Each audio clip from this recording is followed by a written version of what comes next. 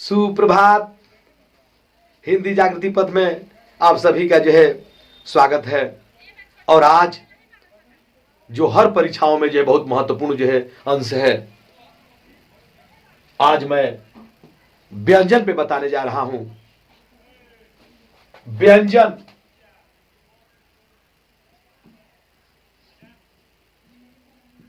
सबसे पहले तो हम जान लें कि व्यंजन किसे कहते हैं। जो स्वरों के माध्यम से बोले जाते हैं उन्हें व्यंजन कहते हैं। जैसे क, तो क में आप देखेंगे अ का सहारा लेना पड़ता है, इसको हम कहते हैं व्यंजन। अब व्यंजन के प्रकार देखा जाए तो मुख्यतः व्यंजन 33 होते हैं, और इसमें अगर द्विगुणक छोड़ दिया जाए ढ और अड़, तो उसको लेकर व्यंजन 35 हो जाते हैं। तो व्यंजन के प्रकार, व्यंजन कितने प्रकार के होते हैं? तो मुख्यतः देखिए, पहला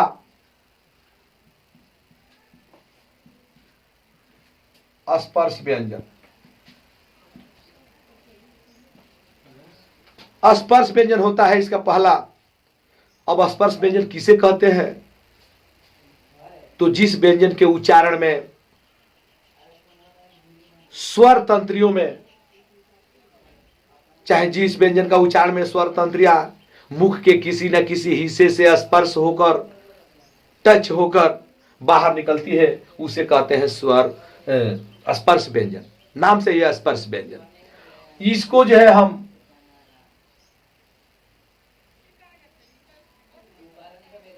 5 भागों में बांटा गया है। पहला क वर्ग, दूसरा च वर्ग, तीसरा ट वर्ग,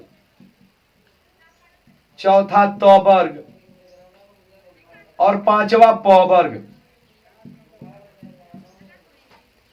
प वर्ग। अब इसमें ध्यान देना है कि क वर्ग में आता है क, ख, ग, घ, इसमें आता है च, छ, ज, झ, इसमें होता है ट, ठ, ड, ढ, ये होता है त, थ, द, ध, और ये होता है न। प, फ, ब, भ, म। अब स्पर्श व्यंजन में ये 5 वर्ग आते हैं। क वर्ग में ये, च वर्ग में ये, ट वर्ग में ऐसे करके। इसमें केवल एक होता है ढ, और एक ऐसे भी अड़ लिखते हैं। इसको ये द्विगुण, इसको लेकर इसकी संख्या स्पर्श व्यंजन की 25 हो जाती है। लेकिन आज हम केवल यही नहीं देखेंगे कि स्पर्श व्यंजन होते कौन है। आज यहां से और आपको 2-4 नंबर का प्रश्न यहां से उठते हैं, वो बताना चाहते हैं। स्पर्श व्यंजन में एक होता है प्राण के आधार पे, प्राण के आधार पर, प्राण के आधार पे स्पर्श, इसका व्यंजन के भेद। स्पर्श व्यंजन के भेद। अब बात आई प्राण किसे कहते हैं। प्राण का अर्थ होता है हवा।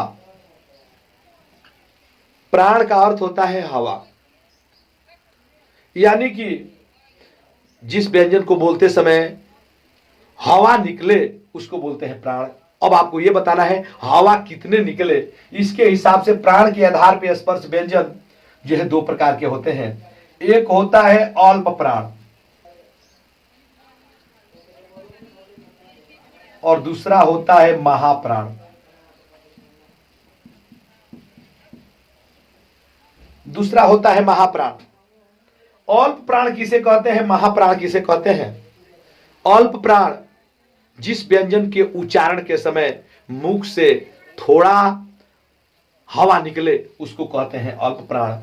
और जिस उच्चारण को जिस आप जो है व्यंजन को उच्चारण करते समय मुख से जो है ज्यादा हवा निकले उसको बोलते हैं महाप्राण। अब आपको हम बताना चाहते हैं इसमें कौन से जो है, अब देखिए ये क च ट त प ये है अल्प प्राण, अल्प। फिर इस वर्ग की दूसरा पंक्ति यानी ख छ ठ थ फ ये है महा।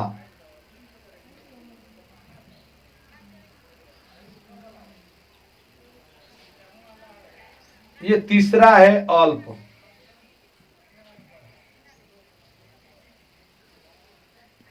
ये चौथा है महा और पांचवा है अल्प। अब ध्यान दें, प्राण के आधार पे जब हम देखेंगे तो अल्प जिसको बोलने में पहले ही बता चुके हैं कि जिसको बोलने में जो है मुख से थोड़ा हवा निकले, तो क वर्ग च वर्ग ट यानी क वर्ग का क, च वर्ग का च, ट वर्ग का ट, त वर्ग का त और प वर्ग का प, ये जो है अल्प प्राण है। इसको पढ़ने का तरीका जानते हैं कैसे बोला जाता है? क ख ग घ अंग। यानी कि इस हिसाब से हम पढ़ेंगे जितना ख छ ठ थ फ है ये महाप्राण है, इसमें जो हवा थोड़ा सा ज्यादा निकलती है। फिर जो है अल्प प्राण ये है पांचों, ये पांचों जो है महाप्राण है, फिर अल्प प्राण। अब देखें एक और होता है घोष के आधार पर स्पर्श व्यंजन के प्रकार। घोष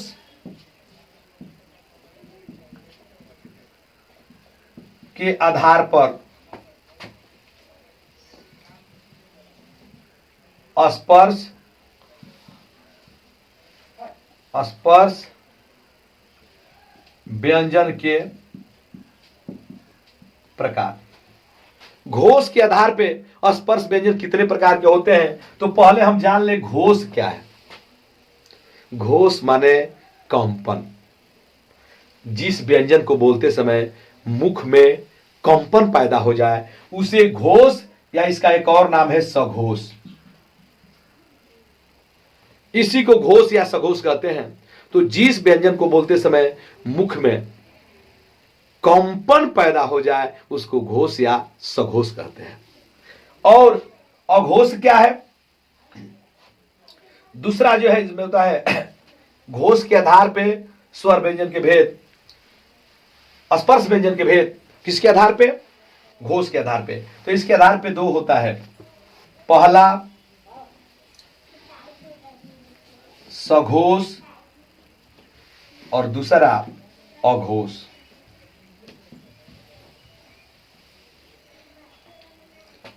पहला सघोष, दूसरा अघोष।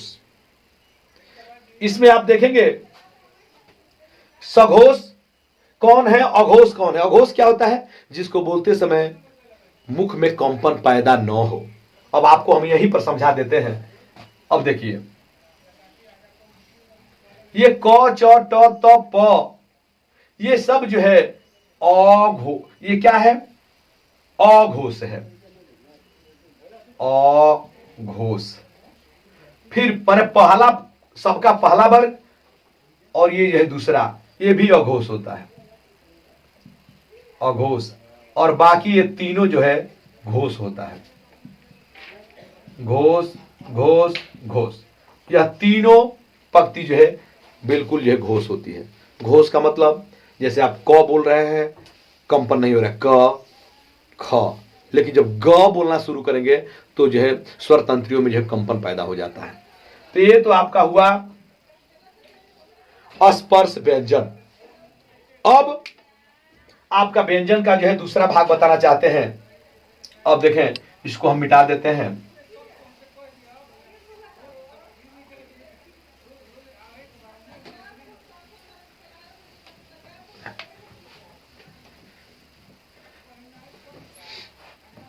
इसका दूसरा भाग होता है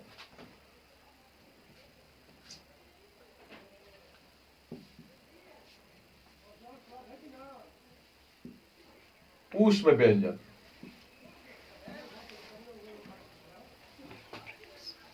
अब आप ऐसे ही समझ जाए ऊष्म व्यंजन होता क्या है। जिस व्यंजन के उच्चारण करते समय स्वर तंत्रियों में ऊष्मा पैदा हो जाए उसको बोलते हैं हम ऊष्म व्यंजन। ऊष्म व्यंजन 4 ही जो है अक्षर आती है, वह कौन कौन है देखिए। तलाबी श, ये मूर्धानी श, डाटी श और ह। यही चारों जो है ऊष्म व्यंजन है। इनको बोलने में जो है ऊष्मा पैदा हो जाती है। अब बात आई कि इनका जो है उच्चारण स्थान कहां है, तो इसका उच्चारण स्थान जो है तालु है। इस श का उच्चारण स्थान जो है मूर्धा है, दंत मूल है इसका, और इसका जो है स्वर यंत्र। अब ध्यान दें, उच्चारण स्थान इनका है ताल, मूर्धा, दंत मूल, स्वर यंत्र। ताल क्या है, मूर्धा क्या है, दंत मूल क्या है, अभी जो है आपको जो है इस वीडियो के लास्ट में आपको जो है उसके विषय में थोड़ा सा हम समझाएंगे। इसका ये उच्चारण स्थान हो गया। अब ये ऊष्म व्यंजन हो गया। इस व्यंजन का तीसरा जो होता है वह होता है आपका, ये तो ऊष्म हो गया। अब हो गया अंतः अस्थ व्यंजन। अंतः अस्थ व्यंजन, अंतः अस्थ व्यंजन किसे कहते हैं? वह व्यंजन जिसको बोलते समय फेफड़े से वायु को खींचकर बाहर बोलना पड़ता है। वह अक्षर कौन से है? तो क्या बोलेंगे? पहला य, र, ल और व। लेकिन ध्यान दीजिएगा, यहां पर बहुत से प्रश्न जो है उठते हैं परीक्षाओं में। ये तो हो गया चारों। अब इसका उच्चारण स्थान के विषय में देखा जाए तो कुछ अलग सा ही मिलता है। जैसे इसको क्या बोलते हैं? अब देखिए, ये य, इसको हम अर्ध स्वर भी बोलते हैं। अर्ध स्वर, ये अर्ध स्वर कहलाता है। ये र जो, ये अलग अलग सब जो है अलग अलग प्रश्न है। लुंठित स्वर भी इसको कहा जाता है। ये पार्श्विक, पार्श्विक स्वर, और ये फिर जो है अर्ध स्वर हो जाएगा। बाबू आपको समझना जरूरी होगा अर्ध स्वर किसे कहते हैं। अर्ध स्वर वह है कि जो ना व्यंजन की तरह पढ़ा जाए ना स्वर की तरह पढ़ा जाए, उसको बोलते हैं अर्ध स्वर। तो ये है य अर्ध स्वर होता है। र जो है लुंठित स्वर, कभी कभी परीक्षा में पूछ देता है वो विकल्पी देकर कि इसमें से पहचानिए कि लुंठित व्यंजन कौन सा है। तो ये आपको ध्यान होगा, इसको जो है लुंठित व्यंजन कर सकते हैं। यहां स्वर हटाकर हम क्या करेंगे? लुंठित, क्या बोलेंगे? लुंठित व्यंजन। इसको लुंठित, इसको पार्श्विक। अब देखें लुंठित क्या है। केवल व्यंजन में एक र ही है जिसको लुंठित कहा जाए। लुंठित का अर्थ होता है जिस व्यंजन को बोलते समय मुख में घरघराहट पैदा हो जाए। जैसे आप देखे होंगे एक र है जिसको हम र तो कहते हैं लेकिन सही उच्चारण नहीं है, र, इसमें घरघराहट होनी चाहिए, र, इसीलिए इसका नाम जो है लुंठित व्यंजन है। र हमेशा लुंठित व्यंजन में आता है। अगला है ल। ल को पार्श्विक भी बोलते हैं। पार्श्विक माने व्यंजन में एक ल ही ऐसा है जिसको बोलते समय जिह्वा जो है बिल्कुल बीच में आ जाती है मुख की और ऐसे खड़ी हो जाती है, और दोनों तरफ से माने जिह्वा के दोनों तरफ से आपको जो है वायु बाहर निकलेगी, इसलिए इसका नाम है पार्श्विक। और फिर जो है वह जो है अंतस्वर है, अर्धस्वर। अर्धस्वर माने ये भी जो है सेम सेम य की तरह है, जो ना स्वर है और ना उच्चारण है। अब हम आपको और बताते हैं।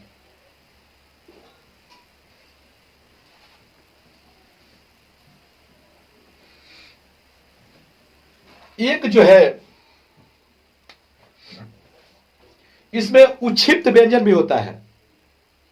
उच्छिप्त ये कभी कभी ये भी पूछ देता है कि उच्छिप्त बताइए, उच्छिप्त व्यंजन क्या होता है। उच्छिप्त व्यंजन वो होता है बाबू जिसको बोलते समय जिह्वा तेजी के साथ जाए और ऊपर टच होकर तेजी के साथ चला है, उसको बोलते हैं उच्छिप्त व्यंजन। इसमें जो है दो ही आता है, ढ और अड़। कभी कभी परीक्षाओं में ये भी बार बार पूछता है कि जो है उच्छिप्त व्यंजन के अंतर्गत कौन सा जो है व्यंजन आते हैं, तो ढ और अड़ है। अड़ ये भी लिख सकते हैं, ये वाला हो जाएगा। अब एक अयोग वाह आता है, अयोग वाह। ये बहुत परीक्षाओं में पूछ चुका है कि अयोग वाह क्या है। अयोग वाह वो है बाबू कि कुछ ऐसे जो है व्यंजन है जो ना स्वर है और ना व्यंजन है, लिखे तो जाते हैं, उनका देखेंगे कि उनका जो है स्वरों के कतार में, स्वरों की पंक्ति में रखे जाते हैं, लेकिन उच्चारण इनका व्यंजन जैसा होता है। जैसे अंग, ऐसे लिख लेते हैं, जैसे अंग और अ, यह दोनों स्वर की पंक्ति में लिखे जाते हैं, लेकिन इनका उच्चारण जो है किसकी तरह हो रहा है, व्यंजन की तरह हो रहा है, इसलिए इनको बोलते हैं अयोग वाह। आता है परीक्षा में अयोग वाह किसे। अब एक चीज आपको जो है मैं थोड़ा अलग से बताना चाहता हूं, उसको तो हम उस वीडियो में ही बता दिए होते पहले ही, लेकिन मैं बताना चाहता हूं कि हर परीक्षाओं में उच्चारण स्थान पूछता है, तो इसके लिए थोड़ा सा कुछ स्थानें हैं। जैसे मान लो कि हम अभी बताए थे स्पर्श व्यंजन में आपको एक होता है क वर्ग, च वर्ग, ट वर्ग, त वर्ग और प वर्ग। ध्यान से रखिए, पूरा क वर्ग माने इसमें पांचों अक्षर, इसमें जो है पूरा नहीं लिख रहा हूं, पांचों माने क ख ग घ अंग, इसका भी पांचों, इसका भी पांचों, ऐसे सबका पांच पांच। ये क वर्ग पूरा निकलता है कंठ से, कंठ से। लेकिन हम ये बहुत लोग ऐसे हैं कि पूछा जाए कंठ कहाँ है, मूर्धा कहाँ है, तालु कहाँ है, तो सुने बहुत हैं, लेकिन बताने के लिए जो है उनका मुश्किल होने लगता है। कंठ से यानी कंठ है यहां, क ख, आप यहां उंगली रखकर बोलेंगे तो आवाज आपकी टकराएगी, तो पूरा क वर्ग जो है आपको कंठ से निकलता है। च वर्ग माने च, छ, ज, झ, यो वाला, ये पांचों जो है आपको निकलता है तालु से। मैं स्पष्ट बताना चाहता हूं कि आप लिख सकते हैं, बहुत लोग लिखते हैं कि तालु से होता है, लेकिन तालु क्या होता है बाबू, तालु कहां होती है, बहुत ही कम, खुद ही देखिएगा, ये बहुत कम लोगों की जानकारी होती है। तालु क्या है, मुख के भीतरे हिस्से की जो पिछला भाग है ना, उसी को बोलते हैं ताल।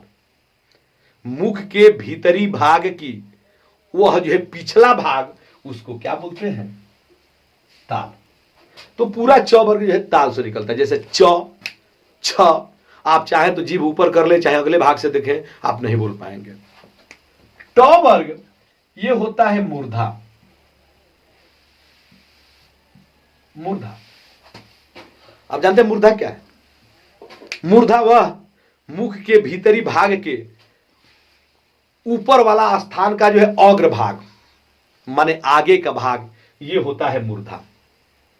आप ध्यान से देखिएगा, कोई भी जीवा आपको मूर्धा में जाकर टकराएगी, कोई बोलकर देख सकते हैं ट, ठ, ड, ढ, यानी कि जीव जाकर जो है आपको मुख के ऊपरी हिस्सा से जो है टकराएगी, इसको बोलते हैं मूर्धा।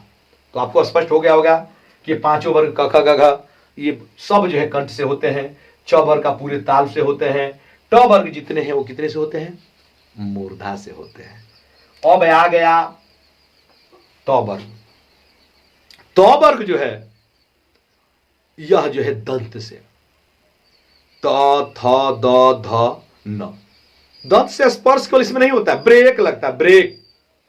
अगर कोई भी ऐसा बहादुर नहीं है जो जीभ को पहले मोड़ ले, चाहे जीभ से बाहर निकालकर, दांत से बाहर निकालकर जीभ को जो है बोलने लगे, तो नहीं आएगा, जब तक दांत से ब्रेक नहीं लगेगा जीभ का।